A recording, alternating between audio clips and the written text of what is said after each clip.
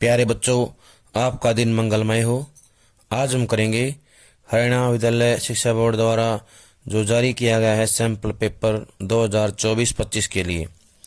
पहला प्रश्न है, निम्नलिखित अपठित गद्यांश को पढ़कर इस पर आधारित प्रश्नों के उत्तर दीजिए।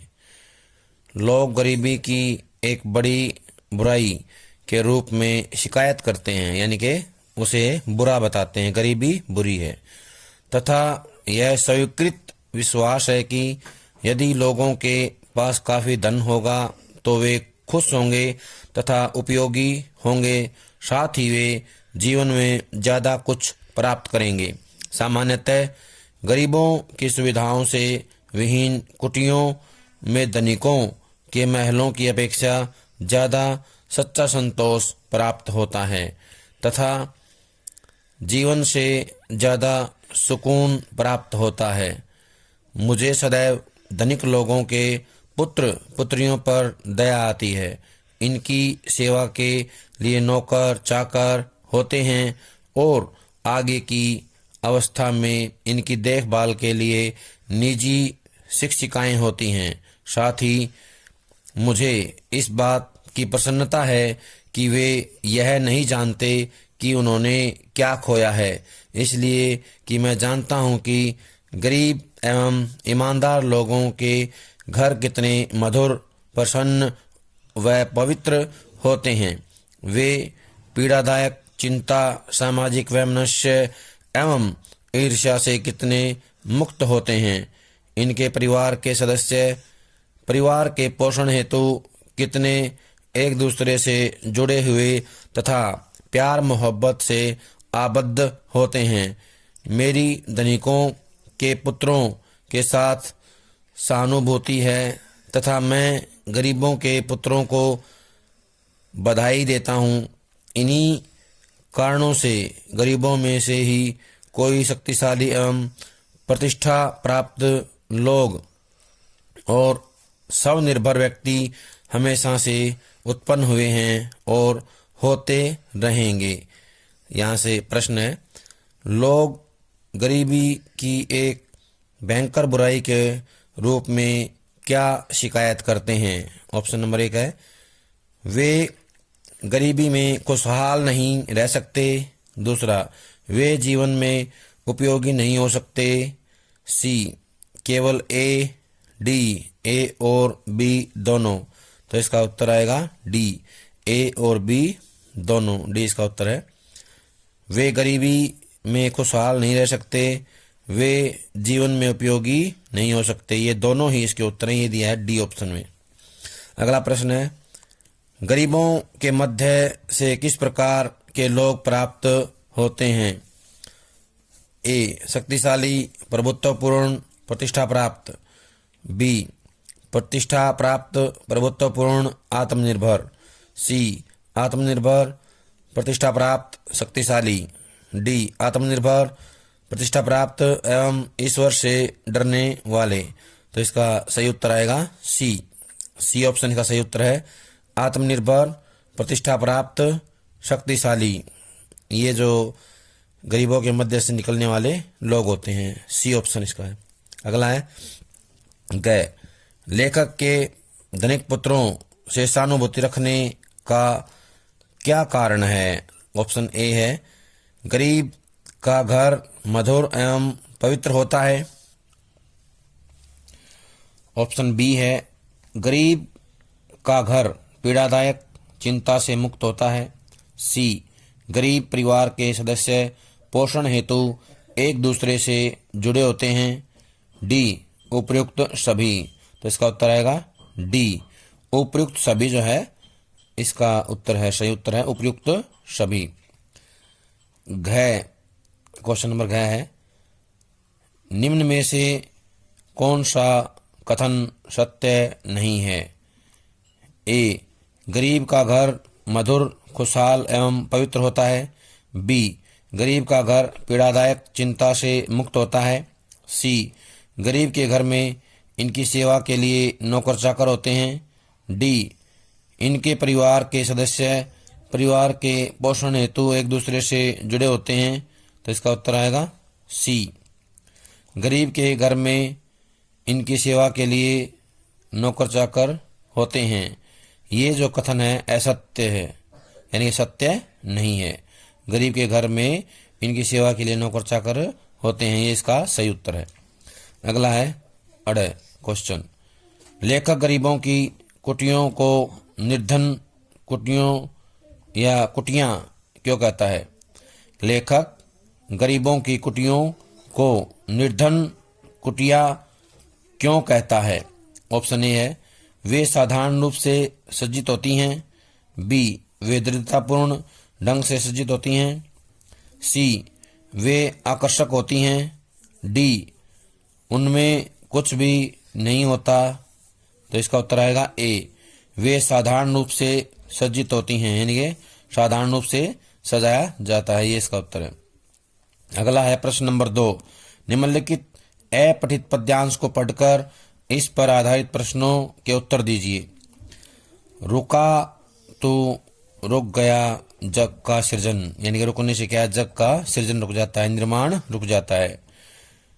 तिमिरमय नयन में डगर भूलकर कहीं खो गई रोशनी की किरण, घने बादलों में कहीं सो गया नई सृष्टि का सप्तरंगी सपन, रुका तू गया रुक जग का सृजन, अधूरे सृजन से निराशा भला किस लिए, जब अधूरी स्वयं पूर्णता, सृजन की थकान भूल जा देवता। पहला प्रश्न है कवि ने किसे भूल जाने की बात कही है? ए निर्माण की थकान, बी अंधकार, सी पूर्णता, डी सप्तरंगी सौपन। तो इसका आएगा ए निर्माण की थकान, ये इसका सही उत्तर है। ए ऑप्शन इसका सही उत्तर है। अगला प्रश्न है थके हुए कलाकार से कविता में कवि ने क्या प्रेरणा दी है? ए सो जाने की, बी निरंतर चलने की, सी निराश होने की, डी आराम करने की। तो इसका उत्तर आएगा बी निरंतर चलने की। इसका उत्तर सही क्या है? बी निरंतर चलने की। अगला प्रश्न है कवि ने उपयुक्त पद्यांश में क्या संदेश दिया है, यानी कि इस पद्यांश का संदेश क्या है? ए अधूरे कार्य से हताश होना, बी अधूरे कार्य को दुगने उत्साह से संपन्न करना, सी कार्य को अधूरा ही छोड़ देना, डी कल्पनाओं में ही कार्य को संपन्न करना। तो इसका उत्तर आएगा बी अधूरे कार्य को दुगने उत्साह से संपन्न करना, यानी कि पूरा करना। अधूरे कार्य को दुगने उत्साह से संपन्न करना इसका सही उत्तर है। अगला है काव्यांश में तिमिरमय शब्द का क्या अर्थ है? ए प्रकाशमय, बी ज्योतिर्मय, सी अंधकारमय, डी निद्रामय। तो इसका आएगा अंधकारमय, सी इसका उत्तर है अंधकारमय। तिमिरमय का होता है अंधकारमय, तिमिर मतलब अंधेरा होता है, तो यहाँ पे इसका होगा अंधकार, सही उत्तर है सी ऑप्शन। अगला प्रश्न है कथन ए और आर को पढ़कर उचित विकल्प चुनिए। कथन ए है लेखक ने कलाकार को जीवन में निरंतर आगे बढ़ने की प्रेरणा दी है। कारण आर कलाकार अपना संपूर्ण जीवन कला को समर्पित कर देता है। तो इसका ऑप्शन ए है कथन ए सही है किंतु कारण आर गलत है, बी कथन ए और कारण आर दोनों गलत हैं, सी कथन ए सही है और कारण आर उसकी सही व्याख्या करता है, डी कथन ए सही है किंतु कारण आर उसकी गलत व्याख्या करता है। तो इसका उत्तर आएगा डी ऑप्शन इसका सही उत्तर है। कथन ए सही है किंतु कारण आर उसकी गलत व्याख्या करता है। ये अगले प्रश्न है प्रश्न नंबर 3। काव्यखंड पर आधारित निम्नलिखित बहुविकल्पीय प्रश्नों के उत्तर दीजिए। प्रश्न नंबर 1 है पतंग कविता में तितलियों की इतनी नाजुक दुनिया से कवि का आशय है? ए आकाश में तितलियों का उड़ना, बी रंगीन पतंगों का कोमलमय संसार, सी तितलियों का शरीर बहुत कोमल, डी तितलियों के उड़ने से आकाश का कोमल बन जाना। तो इसका उत्तर आएगा बी इसका सही उत्तर है रंगीन पतंगों का कोमलमय संसार। अगला प्रश्न है भाषा के क्या करने से बात और अधिक पेचीदा हो गई? ऑप्शन 1 है उलटने पलटने, बी इलाने डुलाने, सी ए और बी दोनों, डी केवल ए। तो इसका उत्तर आएगा डी। डी जो है इसका सही उत्तर है, केवल ए। उलटने पलटने, उलटने पलटने से जो है भाषा और पेचीदा हो गई, तो इसका डी ऑप्शन सही है। अगला प्रश्न है, रुद्ध कोश है शुद्ध तोष, यहाँ शुद्ध शब्द का क्या अर्थ है? ए खाली, बी रुका हुआ, सी अशांत, डी शांत। तो इसका आएगा ऑप्शन सी अशांत। अशांत जो है इसका उत्तर है, सी ऑप्शन। अगला प्रश्न है, छोटा मेरा खेत कविता में किसकी रुपाई की बात कही गई है? षण की, बी ऑप्शन में फसल की, सी बीज की, डी रसायन की। तो इसका उत्तर आएगा ए ऑप्शन सही है, षण की। षण की जो है बात कही गई है, रुपाई की बात। अगला प्रश्न है, दिन जल्दी जल्दी ढलता है कविता में कवि के हताश और दुखी होने का क्या कारण है? ए समाज के कारण, बी पत्नी की निष्ठुरता के कारण, सी संतान के कारण, डी गरीबी के कारण। तो इसका उत्तर आएगा हमारा बी पत्नी की निष्ठुरता के कारण। पत्नी की निष्ठुरता के कारण, ये इसका सही उत्तर है। अगला है गद्यखंड से, गद्यखंड पर आधारित निम्नलिखित बहुविकल्पीय प्रश्नों के उत्तर दीजिए। पहला प्रश्न है, भक्तिन के पति ने गृहस्थी का भार कितने वर्ष की पत्नी पर छोड़कर संसार से विदा ली? ए ऑप्शन 27 वर्ष, बी 28 वर्ष, सी 29 वर्ष, डी 30 वर्ष। तो इसका उत्तर आएगा सी ऑप्शन 29 वर्ष, ये सही उत्तर है इसका, 29 वर्ष। ख फिजूल सामान को फिजूल समझने वाले लोगों को क्या कहा गया है? ए संयमी, बी घमंडी, सी मूर्ख, डी लालची। तो इसका उत्तर आएगा ए संयमी। संयमी कहा गया है। गह देख बिना त्याग के दान नहीं होता कहते हुए दीदी ने लेखक के मुंह में क्या डाला था? ए लड्डू, बी हलवा, सी जलेबी, डी मठरी। तो इसका उत्तर आएगा डी मठरी डाली। डी इसका सही उत्तर है। अगला प्रश्न है, एक कवि ब्रह्मा थे, दूसरे वाल्मीकि और तीसरे व्यास, यह गर्वपूर्वक किसने कहा था? ए शिखा, बी सुलोचना, सी शकुंतला, डी विज्जिका। तो इसका उत्तर आएगा डी विज्जिका। विज्जिका ने कहा था। विज्जिका देवी जो है कर्नाट राज की रानी थी। कर्नाटक को कहते हैं। कर्नाट राज की रानी विज्जिका ने कहा था, विज्जिका देवी। अगला प्रश्न है, जाति प्रथा के कारण मनुष्य के पेशे का निर्धारण कब कर दिया जाता है? ए जन्म के साथ, बी शिक्षा प्राप्ति के साथ, सी गर्भधारण के साथ, डी विवाह के समय। तो इसका उत्तर आएगा सी गर्भधारण के साथ। गर्भधारण के साथ ही जो उसका पेशा निर्धारित कर दिया जाता है। पेशा मतलब काम, उसका जो काम है वो निश्चित हो जाता है। अगला प्रश्न है, व्यक्ति माध्यम से अव्यक्ति एवं माध्यम पर आधारित निम्नलिखित प्रश्नों के उत्तर दीजिए। पहला है, सामान्य खबरों से अलग किन्हीं घटनाओं, मुद्दों या समस्याओं का बारीकी से विश्लेषण कर पाठक तक पहुंचाना डैश पत्रकारिता कहलाती है? ए समाचार, बी बीट, डी फीचर, सी फीचर, डी विशेषीकृत। तो इसका उत्तर आएगा डी विशेषीकृत रिपोर्टिंग कहलाती है। क्या कहलाती है ये? विशेषीकृत रिपोर्टिंग, ये इसका सही उत्तर है।